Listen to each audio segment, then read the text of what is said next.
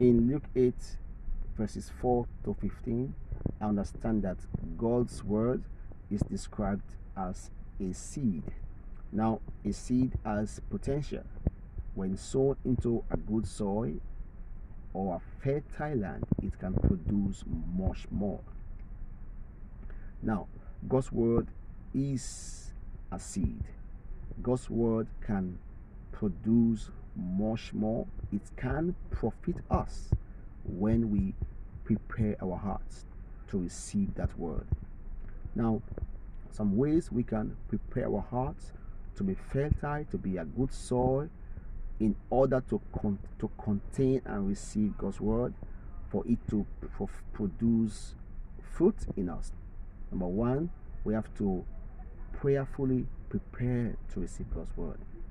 Take a time before you receive God's word to pray about it, to ask for understanding before you receive God's word.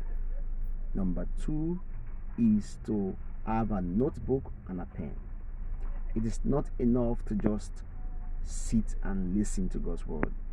We have to be intentional. Take notes. Take note of the key points. Take note of the Bible references. These are very important if we want to produce, or if we want God's word to profit us. Number three is to find time to go through that notes. Find time to go through that note. Go through the Bible references. And while doing this, your mind must be involved. You must be focused. There must be no distraction. You have to bring your mind back to you again and again, so that you can be able to profit from God's word. So the more you go through the notes, the more you go through the notes, the more you begin to see insight, understanding.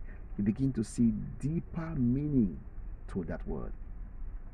God's word is powerful. God's word can produce much more than we are seeing now.